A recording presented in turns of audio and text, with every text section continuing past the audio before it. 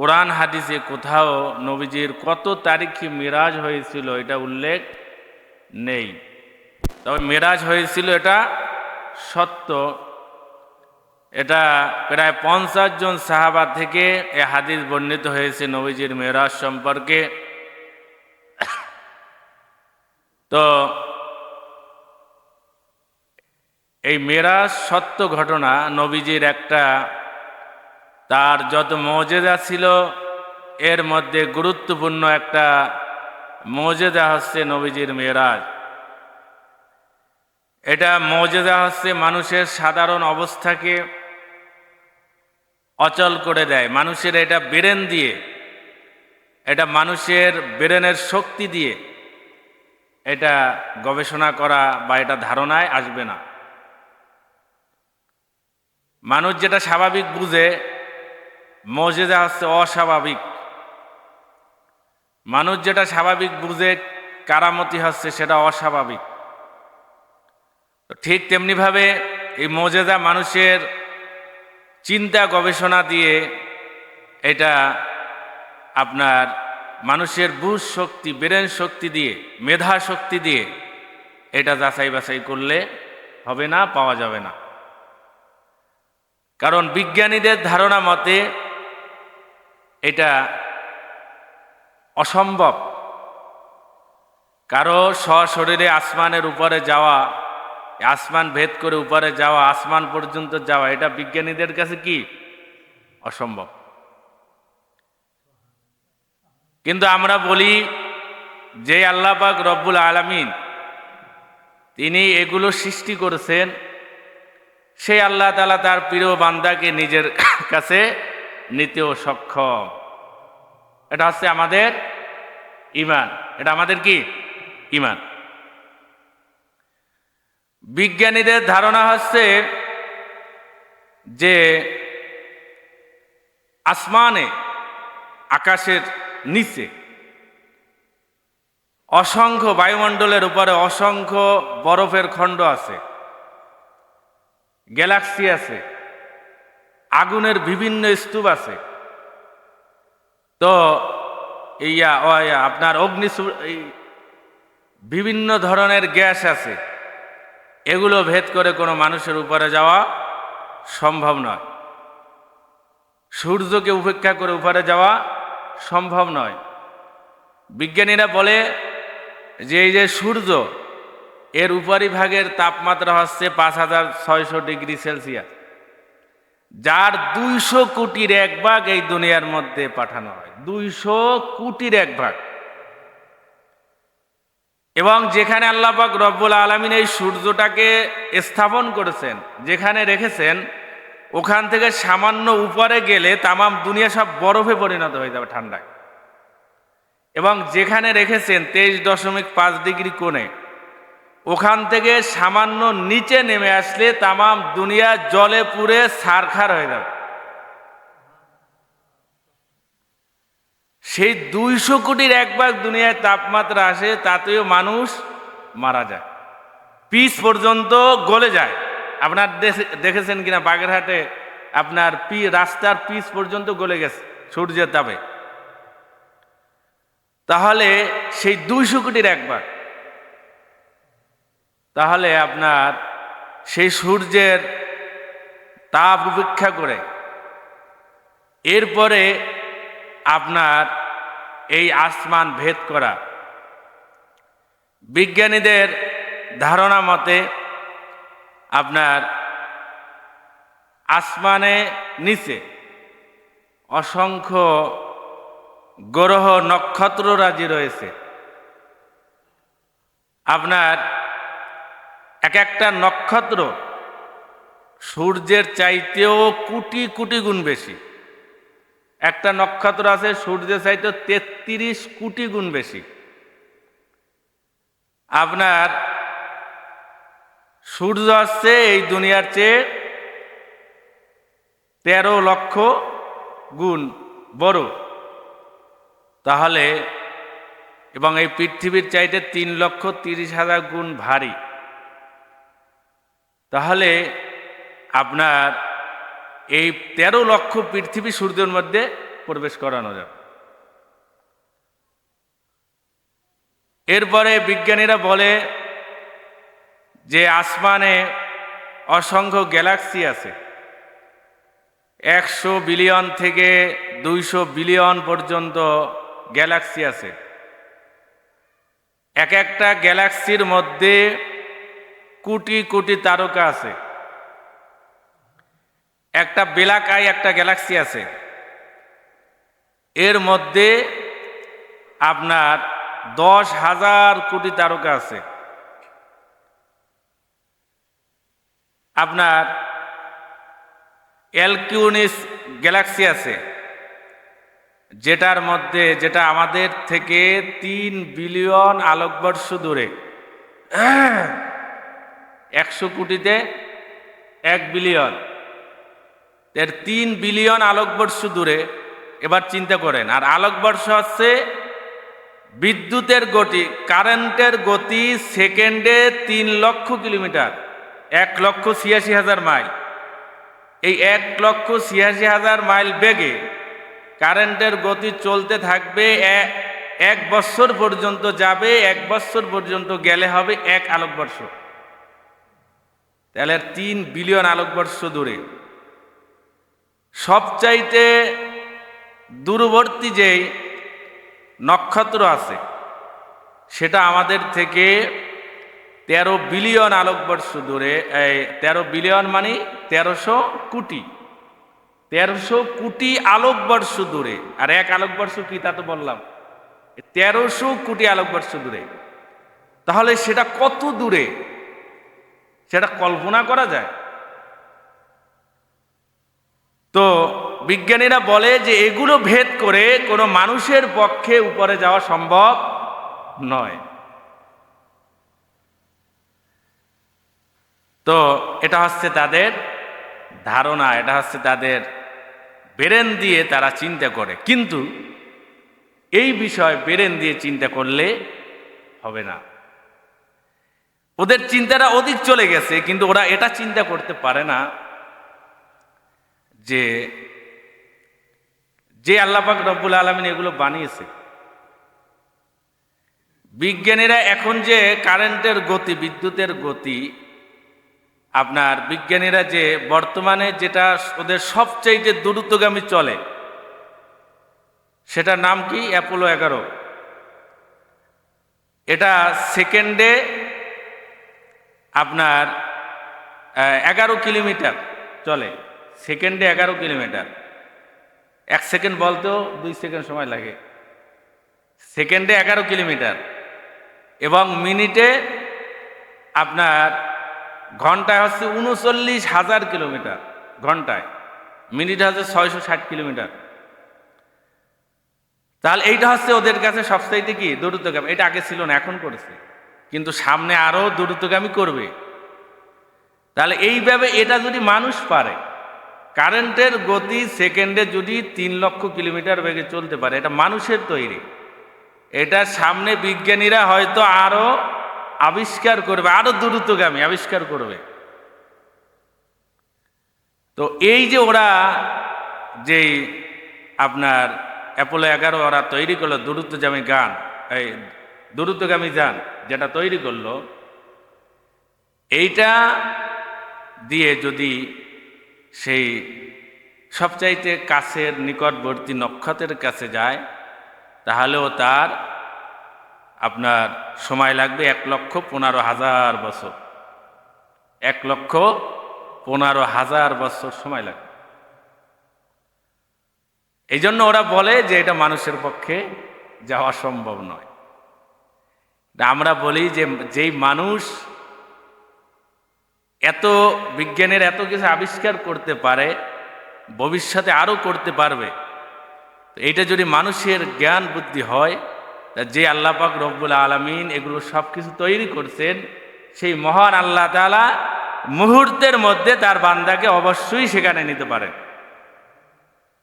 আমাদের অবিশ্বাসের কিছু আছে? সম্মানিত হাজিরিন, তো এই জন্য আর এটা আমাদের নবীজির ব্যাপারে অভিযোগ করে তো লাভ নেই। আল্লাহ পাক রব্বুল আলামিন আদম আলাইহিসসালামকে, হাওয়া আলাইহিসসালামকে দুনিয়াতে প্রেরণ করেছেন না? সে আসমান থেকে তাদেরকে পাঠাইছেন না? তাহলে সেটা কিভাবে সম্ভব হলো? এটা তো সবাই বিশ্বাস করে, ওরাও বিশ্বাস করে, সেটা কিভাবে সম্ভব হলো? এরপরে আল্লাহ রসুলের কাছে, আর শুধু আমাদের নবী কেন, ঈসা আলাইহিস সালামকে আল্লাহ তাআলা নিয়েছেন না? ঈসা আলাইহিস সালামকে নিয়েছেন না? অন্যান্য নবীদেরকে নিয়েছেন। এরপরে আপনার আল্লাহ পাক রব্বুল আলামিন এইভাবে অনেক নবীদেরকে উপরে নিয়েছেন এবং জিবরাইল আলাইহিস সালামকে সেখান থেকে আল্লাহ তাআলা এই মুহূর্তের মধ্যে আল্লাহ রসুলের কাছে নিয়ে আসছেন। তাহলে আল্লাহ তাআলার কাছে সবই কি সম্ভব। আমাদের নবীজির ব্যাপারে অভিযোগ শুধু দেয়, কিন্তু এগুলো তারা বলে না। এটা আমাদের, এগুলো যদি হয়ে থাকে আমাদের নবীজিকেও নেওয়া অসম্ভবের কিছু নয়। সম্মানিত হাজিরিন, তো আল্লাহ রসুলের মেরাজ হয়েছিল সেটা কিভাবে? আল্লাহ রসুলের মেরাজ হয়েছিল আপনার দেহ এবং শরীর উভয়, দেহ এবং শরীর। একদল মানুষ বলে আল্লাহ রসুলের মেরাজ হয়েছিল ঠিকই, কিন্তু সেটা হয়েছে আধ্যাত্মিক, রুহের জগতে, রুহানিভাবে হয়েছে। এটা সম্পূর্ণ একটা ভুল কথা, অবাস্তব কথা। এটা কোরআনের আয়াত দ্বারা প্রমাণিত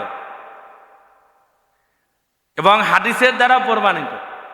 যদি আল্লাহ রসুলের মেরাজটা শুধু আধ্যাত্মিক হতো, রুহানিভাবে হতো, তাহলে কাফেররা এটা অস্বীকার করার কি ছিল?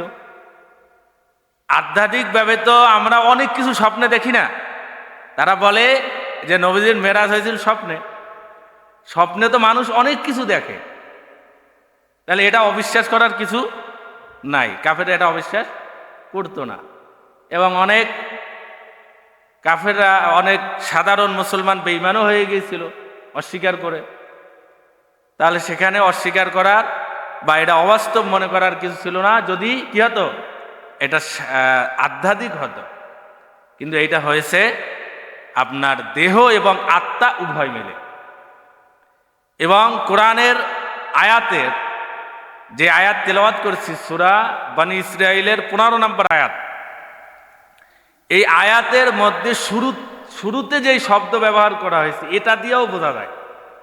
সুবহানাল্লাযী আসরা বিআবদিহি লাইলাম মিনাল মাসজিদিল হারাম ইলাল মাসজিদিল আকসাল্লাযী বারাকনা হাওলাহু লিনুরিয়াহু মিন আয়াতিনা ইন্নাহু হুয়াস সামিউল বাসীর। এখানে আল্লাহ তাআলা সর্বপ্রথম সুবহান শব্দ ব্যবহার করছেন, মহাপবিত্র আল্লাহ তাআলা। আর সুবহান শব্দ কোন সময় ব্যবহার করা হয়, কোন সময় আমরা বলি যখন আশ্চর্য হয়ে যায়, কি হয়ে যায়, আশ্চর্য হয়ে যায়, তখন আমরা সুবহান আল্লাহ বললি। দেখেন সুবহান কেন বললেন? এর বলার দ্বারা উদ্দেশ্য আছে মানুষ এটাকে আশ্চর্য মনে করে। আর আশ্চর্য তখনই মনে করবে যখন কি হবে, এটা দেহ আত্মা উভয় মিলে হবে। কারণ শুধু আত্মা আধ্যাত্মিকভাবে হলে, আত্মার মাধ্যমে হলে সেটা মানুষ আশ্চর্য বোধ করে না। এরপরে আশ্র শব্দ ব্যবহার করা হয়েছে, নাকেরা শব্দ এনে এখানে বোঝানো হয়েছে যে রাতের কিছু অংশ, রাতের পুরা রাত না, রাতের কিছু অংশ। আমাদের দেশে বলে যে 27 বছর মেরাজে কাটছে, একেবারে মিথ্যা, ডাহা মিথ্যা কথা, একেবারে ভুল কথা। মেরাজে নাকি 27 বছর কাটছে, সামান্য রাতের কিছু অংশ, রাতের কিছু অংশ। লাইলান শব্দ এনে আবার আল্লাহ তাআলা স্পষ্ট করে দিয়েছেন যে রাতের কিছু অংশ এখানে ব্যয়িত হয়েছে। তাহলে এরপরে আসেন, এই আয়াতের মধ্যে আব্দুন শব্দ ব্যবহার করা হয়েছে। আল্লাহ তাআলা বলেছেন আমার বান্দাকে। এখানে দুইটা বিষয় বোঝার। এক নাম্বার বিষয় হচ্ছে যে আল্লাহ তাআলা এখানে তার নিজের বান্দা বলেছেন। আল্লাহ পাক রব্বুল আলামিন কাউকে যদি নিজের বান্দা বলেন তাহলে এর চাইতে বড় ভালো পরিচয়, এর চাইতে মহব্বতের ডাক, এর চাইতে কাছের ডাক আর কিছু হতে পারে না। কিন্তু চিন্তার বিষয় হলো আল্লাহ তাআলা আপনাকে আমাকে বান্দা বলে স্বীকার করবেন কিনা, সেইটা হচ্ছে আসল বিষয়, চিন্তার বিষয়। তাহলে আল্লাহ আমাদের নবীজিকে নিজের বান্দা বলে স্বীকার করেছেন, বান্দা বলেছেন, এখানে বান্দা বলে উল্লেখ করেছেন। এই গেল একটা বিষয়। আর এটা হচ্ছে আল্লাহ তাআলা যদি কাউকে বান্দা বলে স্বীকার করে, এটা হচ্ছে তার সবচেয়ে বড় মর্যাদা, এর চেয়ে বড় মর্যাদা আর কিছু নাই। এরপরে আপনার এখানে যে আব্দুন শব্দ ব্যবহার করা হয়েছে, আব্দুন বলা হয় দেহ এবং শরীর উভয়কে। আরবি গ্রামারে আরবি এই আপনার দেহ এবং উভয় আত্মা, এই উভয়কে বলা হয় আব্দুন। যদি শুধু আধ্যাত্মিকভাবে হতো তাহলে নফস শব্দ ব্যবহার করা হতো। কথা বুঝতে পারছেন? এই জন্য এই আয়াত দ্বারাও কি বোঝা যায়, আল্লাহ রসুলের আপনার মেরাজ হয়েছে সশরীরে। কেউ যদি বিশ্বাস করে আধ্যাত্মিকভাবে হয়েছে তাহলে এটা তার ভুল আকীদা, গলত আকীদা, এটা ভ্রান্ত আকীদা। বরং কোরআনের আয়াত দ্বারা বোঝা যায় আল্লাহ রসুলের মেরাজ হয়েছিল দেহ এবং শরীর উভয় মিলে, এত সশরীরে মেরাজ হয়েছে। হাদিস দ্বারাও বোঝা যায়। সম্মানিত হাজিরিন, তাহলে আপনার এখানে আল্লাহ পাক রব্বুল আলামিন আল্লাহ রসুলকে অনেক নিদর্শন দেখিয়েছেন, অনেক নিদর্শন আল্লাহ রসুলকে দেখিয়েছেন। বারাকনা হাওলাহু লিনুরিয়াহু মিন আয়াতিনা। এই সূরা বানী ইসরাইলের প্রথম নাম্বার আয়াতে আল্লাহ পাক রব্বুল আলামিন এখানে শুধু ইসরার কথা বলেছেন। ইসরা শব্দের অর্থ হচ্ছে রাত্রি ভ্রমণ, নৈশ ভ্রমণ, রাত্রি ভ্রমণ। ইসরা হচ্ছে মক্কা থেকে বাইতুল মুকাদ্দাস পর্যন্ত এই যে সফর, এই বোরাকে যে এই সফরটা কি ইসরা। আর মেরাজ শব্দের অর্থ হচ্ছে সিঁড়ি, উপরে ওঠার সিঁড়ি।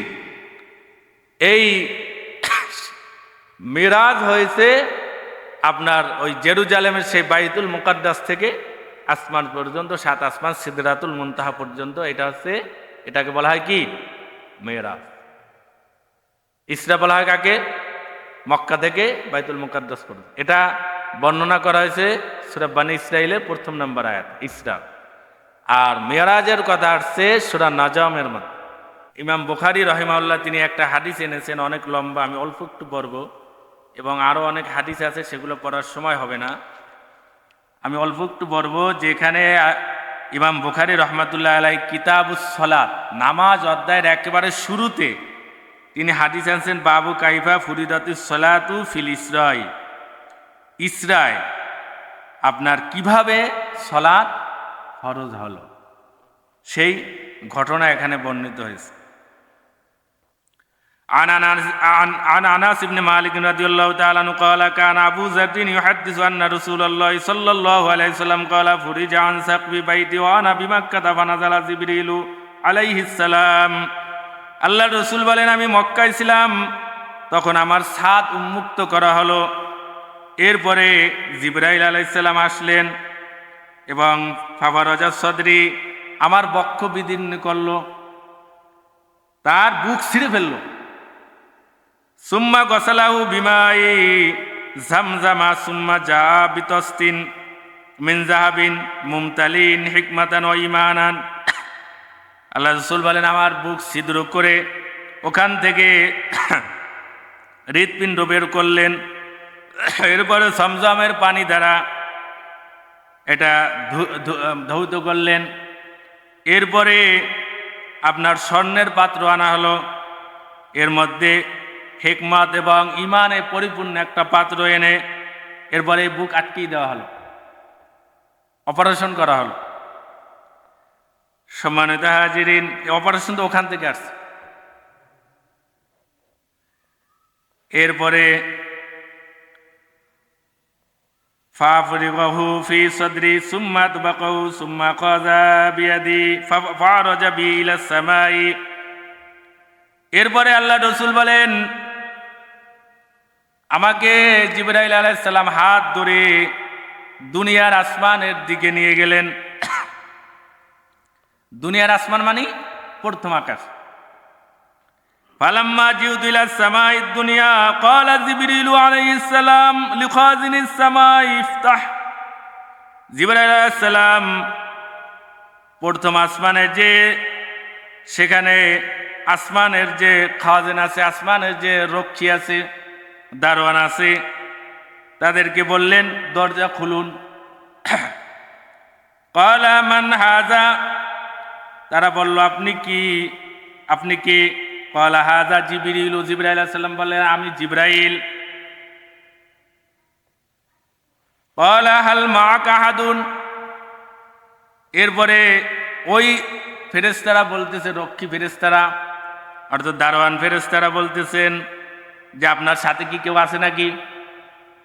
এখান থেকে একটা শিক্ষা, সেটা হচ্ছে আপনি চিন্তা করে দেখেন যে এখানে কাকে নিয়ে যাচ্ছে এবং কোন ফেরেশতা নিয়ে যাচ্ছে।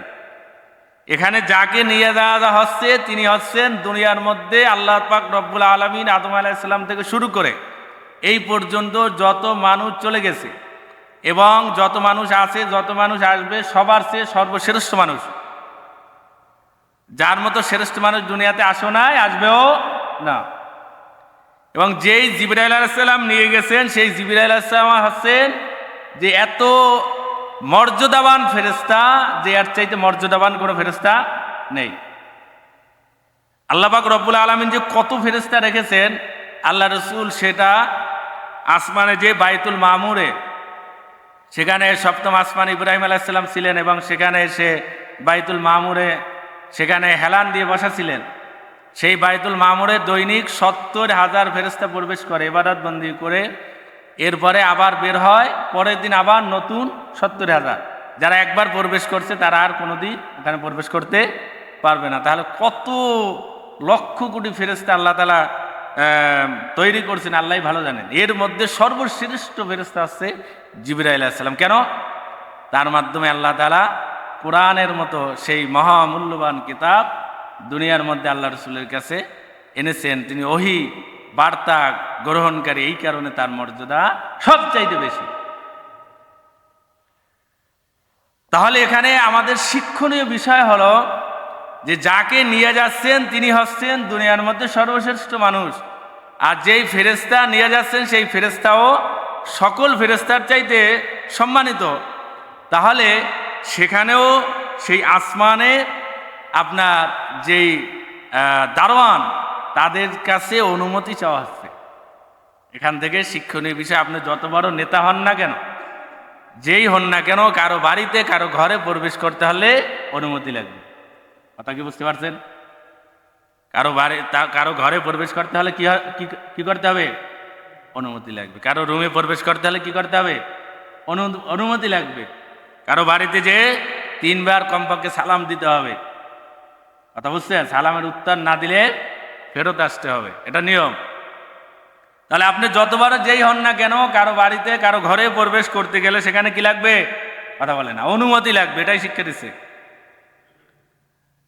এরপরে আসেন ফেরেশতারা বললেন, ওখানে সেই রক্ষীরা বলল, জিবরাইল আলাইহিস সালাম ক্বালা নাম, হ্যাঁ আমার সাথে আছে, মাইয়া মুহাম্মাদুন, মুহাম্মদ সাল্লাল্লাহু আলাইহি ওয়াসাল্লাম। ফাকালা উরসিলা ইলাইহি ক্বালা নাম। ওখানে রক্ষীরা বলল, তাকে কি এখানে আনার জন্য, প্রেরণ করার জন্য বলা হয়েছে? জিবরাইল আলাইহিস সালাম বললেন হ্যাঁ। ফালাম্মা ফুতিহা আলাউনাস সামা আদ-দুনিয়া ফাইদা রাজুলুন কায়দুন আলা ইয়ামিনি আসিদাতুন ওয়া আলা ইয়াসারিহি আসিদাতুন ইযা নাযারা কিবালা ইয়ামিনিহি দাহিকা ওয়া ইযা নাযারা কিবালা শিমালিহি বাকা। আল্লাহ রাসূল বলেন, আমাকে প্রথম আসমানে নিয়ে যাওয়া হলো। সেখানে আমি দেখলাম এক লোক বসা আছেন, এক বৃদ্ধ লোক বসা আছেন এবং তার ডান পাশে কিছু মানুষের আকৃতি, বাম পাশে কিছু মানুষের আকৃতি। ইদা নাযরা কিবালা ইয়ামিনি দাইকা ওয়া ইদা নাযরা কিবালা শিমালিহি বাকা। তাদের ডান পাশের লোক ডান পাশে যখন নজর দেয়, ডান পাশে যখন তাকায়, তখন ডান পাশের লোকগুলো হাসে। বাম দিকে যখন বাম পাশে নজর দেয়, বাম দিকে তাকায়, বাম পাশের লোকগুলো কাঁদে। ফাকালা মারহাবান বিন নাবিয়্যিস সালিহ ওয়াল ইবনিস সালিহ কুলতু লিজিবরিলা। ওই লোকটা আল্লাহ রসুলকে বললেন, স্বাগতম হে সলে নবী, মানে নেককার নবী, সৎ নবী এবং সৎ সন্তান। কুলতু লিজিবরিলা, আল্লাহ রসুল জিবরিল আলাইহিস সালামকে বললেন, মান হাযা, এই লোকটাকে। ক্বালা হাযা আদম ওয়া হাযিহিল আসইদাতু আন ইয়ামিনি ওয়া শিমালিহি নাসামু বানিহি ফাহালুল ইয়ামিনি মিনহু মাহালুল জান্নাতি আল আসইদাতিল্লাতি আন শিমালি আহলুন নারি। জিবরাইল আলাইহিস সালাম বলেন, ইনি হলেন আদম। আমাদের দেশে একদল বলে না যে আল্লাহ রসুল গায়েব জানে, আবার হজ মাহফিলও করে, বক্তা বলে যে আল্লাহ রসুল গায়েব জানে, বলে নাউজুবিল্লাহ। গায়েব জানে, এখানে আদম আলাইহিস সালাম, তাকে আল্লাহ রসুল চিনবে না কেন? আবার জিবরাইল আলাইহিস সালামকে কেন বলবে যে আপনি ইনিকে, মান হাযা, ইনিকে, এটা কেন বলবেন যদি সে গায়েব জানে? সে তো আগে থেকেই জানে, কি বলেন, ঠিক না? সে আগে থেকেই কি জানে। আবার বলে নবী হাজির নাজির, এগুলো সব শিরকি ধারণা। আবার বলে নবীজি হাজির নাজির, তাহলে তার মেরাজে যাওয়ার উদ্দেশ্য কি? সে তো সব জায়গায় আছে, সে কি সব জায়গায় আছে? যদি হাজির নাজির হয় তাহলে তার মেরাজে যাওয়ার কোনো, সেখান থেকে যাওয়া আবার আসা, এর কোনো উদ্দেশ্য হয় না। এগুলো সব ভ্রান্ত কথা। এবার নবীজি গায়েব জান, এটাও একটা কুফরি আকীদা, কোরআন বিরোধী আকীদা। সম্মানিত হাজিরিন, তাহলে এবার জিবরাইল আলাইহিস সালাম বলেন, ইনি হলেন আদম এবং তার ডান পাশে যেই সন্তানেরা আছে, যখন ডান দিকে তাকান তারা যে হাসে, এটা হচ্ছেন নেককার পরহেজগার যারা। আর বাম দিকে তাকাইলে এই যে কাঁদে, তারা হচ্ছে জাহান্নামী, তারা হচ্ছেন বদকার। ওয়াইদা নাযারা কিবালা শিমালি বাকা হাত্তা আরাজাবি ইলা সামাই সানিয়াতি ফাকালা লিখাজিনিহা আফতাহ ফাকালা লাহু খাজিনিহা মিসলা মা ক্বালা আল-আউয়ালু। এইভাবে আল্লাহ রসুল দ্বিতীয় আসমানে গেলেন। দ্বিতীয় আসমানে কার সাথে দেখা হয়েছেন এটা সহিহ বুখারীর হাদিসে নাই, কিন্তু অন্যান্য হাদিসে বা সিরাতের যে গ্রন্থ আছে সেখানে বলা আছে যে দ্বিতীয় আসমানে হজরতে ঈসা আলাইহিস সালাম এবং হজরত ইয়াহইয়া আলাইহিস সালামের সাথে সাক্ষাৎ হয়েছেন। এবং আপনার তৃতীয় আসমানে ইউসুফ আলাইহিস সালামের সাথে সাক্ষাৎ হয়েছেন। চতুর্থ আসমানে ইদ্রিস আলাইহিস সালামের সাথে সাক্ষাৎ হয়েছেন। পঞ্চম আসমানে হারুন আলাইহিস সালামের সাথে সাক্ষাৎ হয়েছেন। এরপরে আপনার ষষ্ঠ আসমানে মুসা আলাইহিস সালামের সাথে সাক্ষাৎ হয়েছেন। সপ্তম আসমানে আপনার ইব্রাহিম আলাইহিস সালামের সাথে সাক্ষাৎ হয়েছে। এরপরে আল্লাহ রসুল সিদরাতুল মুনতাহা পর্যন্ত গিয়েছেন। আর আমাদের দেশে বলে আরশে গেছে। এরপরে আপনার আল্লাহ পাক রব্বুল আলামিন নাকি বলছেন, হে নবীজি নাকি জুতা খুলতে চেয়েছিল, তারপরে বলল যে আপনার জুতায় আমার আরো ধন্য হবে। সব বানোয়াট কাহিনী, মিথ্যা কথা। যে 27 বছর কাটাইছেন, এটাও যেমন মিথ্যা। আর নবীজি সেই জুতা নিয়ে গেছেন, এগুলো কোনো হাদিসে বর্ণিত হয় নাই। জুতা নিছে না নিছে এরকম কোনো কথাই আসে নাই সহিহ কোনো হাদিসে। এগুলো সব মানুষের মিথ্যা বানোয়াট।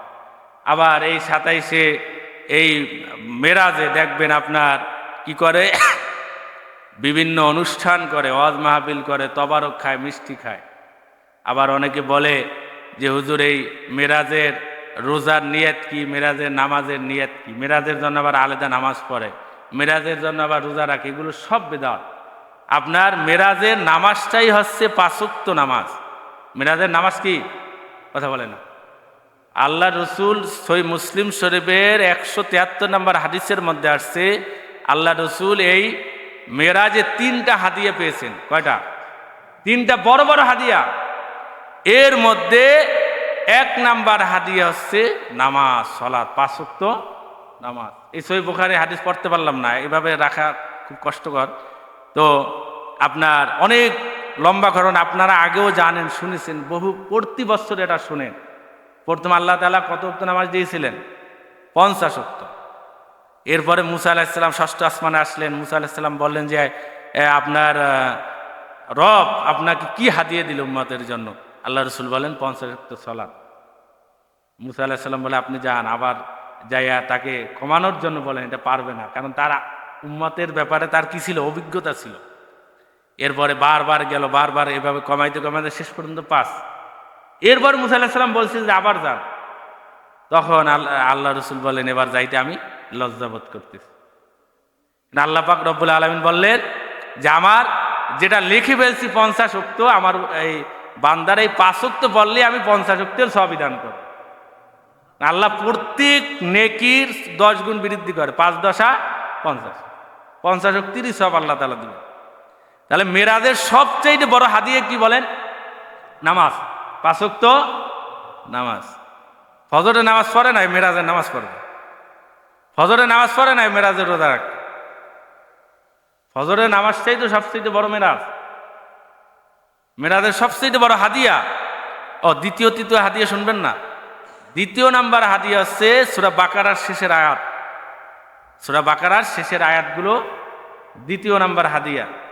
3 নাম্বার হাদিয়া হচ্ছে আপনার যে ব্যক্তি শিরিকবিহীন অবস্থায়, শিরিক মুক্ত অবস্থায় মৃত্যুবরণ করবে, তার জন্য জান্নাতের সুসংবাদ। 3টা হাদিয়া নিয়ে আসছে। আর আমাদের দেশে বলে না যে এই আত্মাহিয়াতু মেরাজে যাই লাভ করছে, এটা একেবারে মিথ্যা, জাল কথা, ভুল কথা এটা। সম্মানিত হাজিরিন, তাহলে মেরাজের সবচাইতে বড় শিক্ষণীয়, সবচাইতে মেরাজ হচ্ছে আমাদের শিক্ষা গ্রহণের বিষয়। কিসের বিষয় বলেন? শিক্ষা গ্রহণের বিষয়। এখান থেকে আমাদের সালাতের, নামাজের শিক্ষা নিতে হবে যে আল্লাহ পাক রব্বুল আলামিন এই তার যত বিধান, রোজা বলেন, হজ বলেন, যাকাত বলেন, দান সদকা, গরিব অসহায় মানুষকে সাহায্য সহযোগিতা সহ যত ভালো ইবাদত বন্দিগি আছে, সব কিছু আল্লাহ তাআলা জিবরাইল আলাইহিস সালামের মাধ্যমে এই দুনিয়াতে আল্লাহ রসুল থাকতে দুনিয়াতে দিয়েছেন। কিন্তু এই সালাতের মতো, নামাজের মতো সর্বশ্রেষ্ঠ ইবাদত আল্লাহ তাআলা তার কাছে নিকটে নিয়ে এই নামাজ উপহার দিয়েছেন। এটা দুনিয়াতে দেন নাই, এটা সেই আসমানে আল্লাহ তাআলা সেখানে নিয়ে দিয়েছেন। তাহলে এর গুরুত্বের ফজিলত কত এবার চিন্তা করেন আপনি। এটা হচ্ছে শিক্ষার বিষয়, এটা শিক্ষা গ্রহণ করতে হবে এখান থেকে। সম্মানিত হাজিরিন, তাহলে 1 নাম্বার আমাদের এই মেরাজ থেকে শিক্ষার বিষয় হচ্ছে আপনার সালাত, নামাজ। আপনি নামাজ যারা নিয়মিত পড়ে দেখবেন এদের অন্তরের মধ্যে একটা প্রশান্তি আছে, কি বলেন ঠিক কিনা? আর যাদের মধ্যে নামাজ নাই, এদের অন্তরের মধ্যে প্রশান্তি নাই। এজন্য যারা এখনো 5 ওয়াক্ত নামাজ আদায় করেন না, আমি তাদেরকে পায়ে ধরে বলবো যে আপনি ফজরের সালাতটা জামাতে আদায় করে তারপরে আপনি যে কোনো কাজকর্মে যান, দেখবেন আপনার সারাদিন মনটা ভালো লাগবে। কারণ এবার আপনার মনটা প্রফুল্ল হবে, কারণ শয়তান থেকে আপনি হেফাজতে চলে গেছেন, আপনি আল্লাহর হেফাজতে গেছেন। কার হেফাজতে? আল্লাহর হেফাজতে গেছেন। আর ফজরের নামাজটা যে ব্যক্তি পড়ল না, সে শয়তানের হেফাজতে চলে গেল। এখন সারাদিন তাকে শয়তান চালাবে। জোহরে নামাজ পড়লে ভালো লাগবে না, আসর পড়লেও ভালো লাগবে না, মাগরিব এশা পড়লেও ভালো লাগবে না। কারণ তাকে এখন কন্ট্রোল করতেছে কে? ইবলিস শয়তান। কথা বোঝে না। কে কন্ট্রোল করতেছে? ইবলিস শয়তান কন্ট্রোল করতেছে। ভালো লাগবে না তার মন। আপনি ফজরের সালাতটা আদায় করেন, দেখবেন কি ভালো লাগে মনটা, মনটা ফ্রেশ হয়ে যাবে। সারা দিন আপনার যে কোনো কাজ করবেন মনটা ভালো লাগবে। আর ফজর না পড়লে আপনি ফজরের এই বরকত থেকে যদি আপনি দূরে চলে যান, আপনার হায়াতি জিন্দিগির বরকত চলে যাবে, সংসারের বরকত চলে যাবে, সন্তানের আপনার সংসারের শান্তি চলে যাবে, অশান্তি সৃষ্টি হবে। সব জায়গায় দেখবেন শুধু অশান্তি আর অশান্তি। আপনি নামাজ না পড়লে আপনার সন্তানেরা পড়বে? কথা বলে না। সন্তানেরা সবসময় আপনাকে ফলো করবে, আপনার আদেশ ফলো করবে না। ওরা আপনার আদেশ দেখবে না, আপনার নিষেধ দেখবে না, ওরা দেখবে আপনার আমল, আপনার চরিত্র। ওরা সবসময় আপনাকে ফলো করবে, আপনার কাজগুলো ফলো করবে ওরা। সম্মানিত হাজিরিন, তাহলে আপনার এই মেরাজের সবচাইতে বড় হাদিয়া হচ্ছে সালাত, নামাজ। সবচাইতে বড় হাদিয়া হচ্ছে নামাজ। তাহলে আমরা দৃঢ় প্রতিজ্ঞা করব যে আমরা 5 ওয়াক্ত সালাত আদায় করব। এরপরে দ্বিতীয় নম্বরে মেরাজ থেকে আরেকটা শিক্ষণীয় বিষয় হচ্ছে, আল্লাহ রসুল মেরাজের রাত্রিতে দেখলেন যে কিছু মানুষের জিহ্বা আগুনের কাঁচি দিয়ে কাটতেছেন। আল্লাহ রসুল বললেন, এরা কারা? জিবরাইল বললেন, এরা হলো আপনার ওইসব উম্মতেরা যারা মানুষকে ওয়াজ নসিহত করতো কিন্তু নিজেরা আমল করতো না। দেখবেন বর্তমানে অনেক বক্তারা যারা ওয়াজ নসিহত করে বেড়ায়, ওই গাড়িতে থাকা অবস্থায় নামাজ চলে যায়, নামাজ পড়ার সময় হয় না। কারণ নামাজ পড়তে গেলে ওর মাহফিল যেয়ে পাবে না, এই জন্য নামাজ অনেক সময় পড়ে না। সারা আপনার শুধু ওয়াজ করে বেড়ায়, 12টা 1টা পর্যন্ত ওয়াজ করে, এরপরে ঘুমাইয়ে থাকে, ফজরের নামাজে পড়তে পারে না। এরকম বক্তাও আছে। এই জন্য বক্তার ওয়াজ শোনার আগে তাকে যাচাই বাছাই করতে হবে। কথা বুঝতে পারছেন? এই জন্য এদের আগুনে কাঁচি দিয়ে কাটতেছেন। এটা আল্লাহ রসুল মেরাজের রাত্রিতে দেখলেন। এরপরে দেখলেন কিছু মানুষের হাত তামার, নখগুলো তামার। কিসের? তামার নখ। এটা দিয়ে চেহারা আঁচড়াচ্ছেন। চেহারা এভাবে তার নিজের গোশ নিজে খসে ফেলতেছে। আল্লাহ রসুল বললেন, এরা কারা? জিবরাইল বললেন, এইসব আপনার উম্মতেরা যারা মানুষের গোশত খেত। কি খেত? মানুষের গোশত খেত, গিবাত করত। গিবাত, মানুষের গিবাত করা, তার মানে মানুষের মৃত্যু ভাইয়ের গোশ খাওয়ার সময়। এমনি তো মানুষের গোশ খাওয়া এটা কি নিকৃষ্ট না? আরো মৃত্যু মানুষের গোশ খাওয়া আরো নিকৃষ্ট না? এরপর সেটা যদি আবার নিজের ভাই হয় তাহলে কত নিকৃষ্ট। তাহলে গিবাত করা মৃত্যু ভাইয়ের গোশত খাওয়ার সময়, এটা যারা করবে, গিবাত করবে, আল্লাহ রসুল তাদের আযাব দেখে আসছেন যে তামার নখ তাদের, এবং তারা এটা দিয়ে চেহারা সব নিজের গোশ চামড়া সব খুঁজে ফেলতেছে। সম্মানিত হাজিরিন, তাহলে আমাদের গিবাত থেকে হেফাজত থাকায় মিরাজের শিক্ষা। এরপরে মানুষকে যে ওয়াজ করবে, নসিহত করবে, নিজে আমল করবে, এটা মিরাজের শিক্ষা। এরপরে আরো একটা শিক্ষা হচ্ছে, মেরাজে ইব্রাহিম আলাইহিস সালামের সাথে যখন আল্লাহ রসুলের সাক্ষাৎ হলেন, ইব্রাহিম আলাইহিস সালাম বললেন, আপনার উম্মতের কাছে আমার সালাম পৌঁছে দিয়েন।